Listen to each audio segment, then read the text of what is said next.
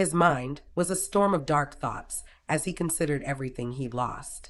First his mother, then Ahsoka, when she left the Jedi Order, and now Padme. Lost in thought, Anakin accidentally bumped into a semi-rude, Twi'lek pedestrian and his friends.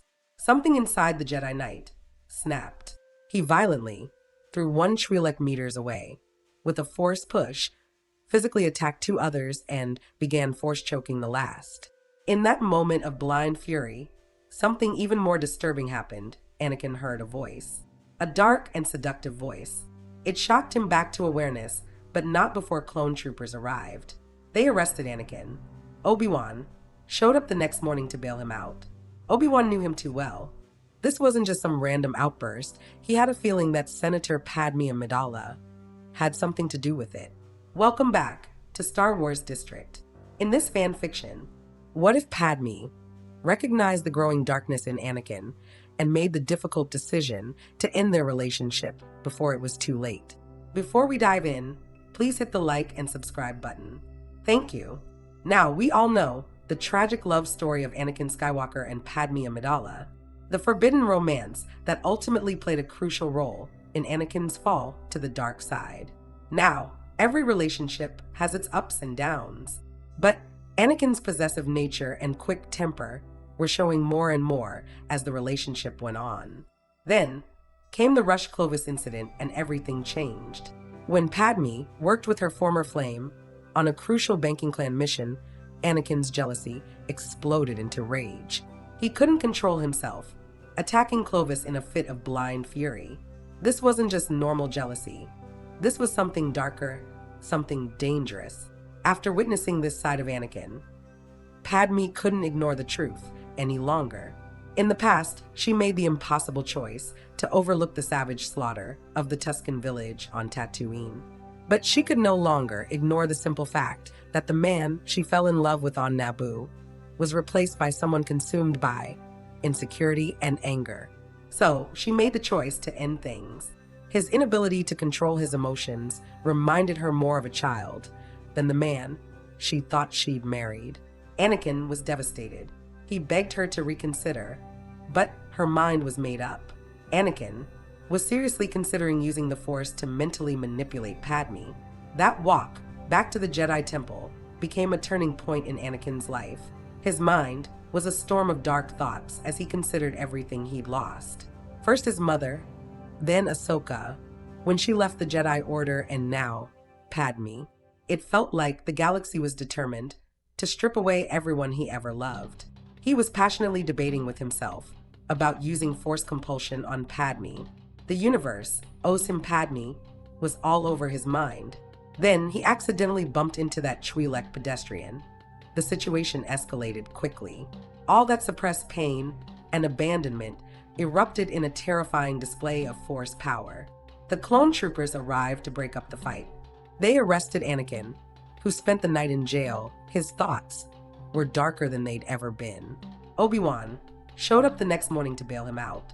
The ride back to the temple was tense, to say the least.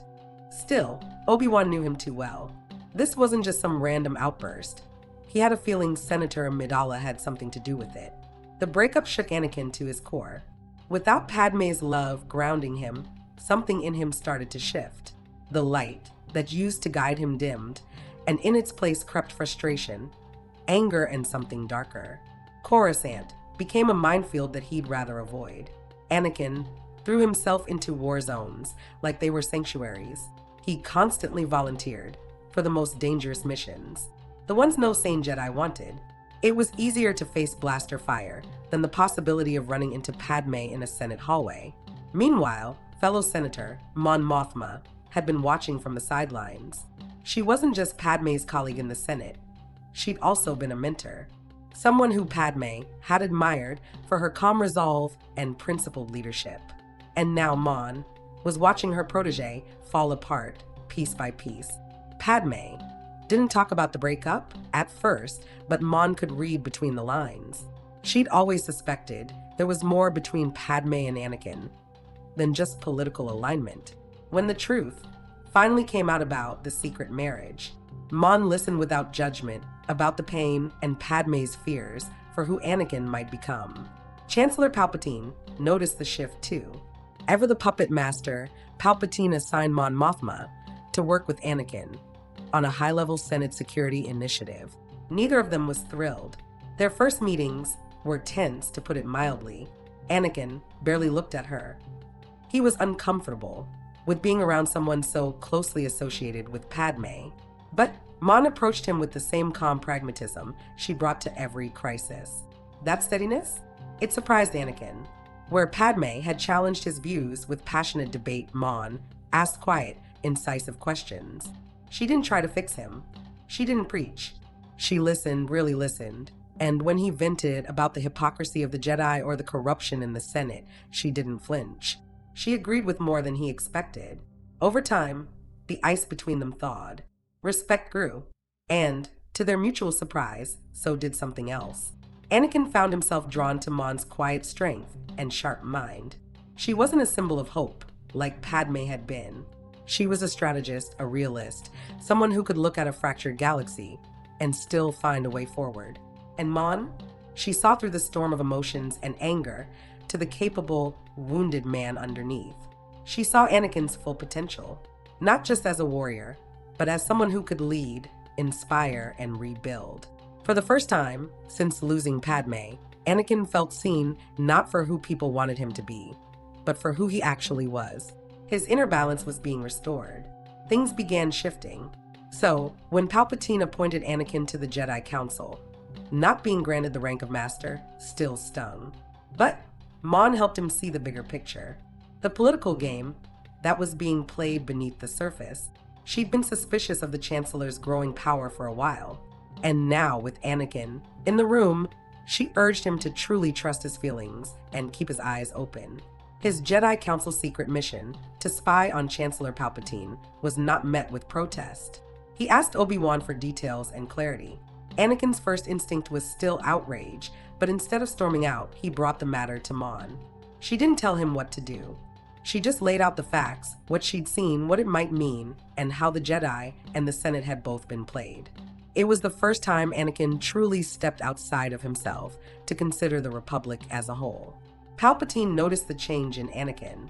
He tried one last card, insinuating that Obi-Wan had been sneaking around Padme's apartment late at night. Palpatine planted a cruel seed of jealousy, meant to trigger Anakin's anger and fracture what was left of Anakin's trust. And once upon a time, it might have worked. But this time, Anakin didn't explode. He was honest about his feelings to Mon. In response, she just said, ask him, not Palpatine, but Obi-Wan himself. That small moment of choosing clarity over suspicion changed the trajectory of Anakin's life and the entire galaxy overall. Please, continue to watch my other What If videos. I have a part 2 that I believe you will absolutely love.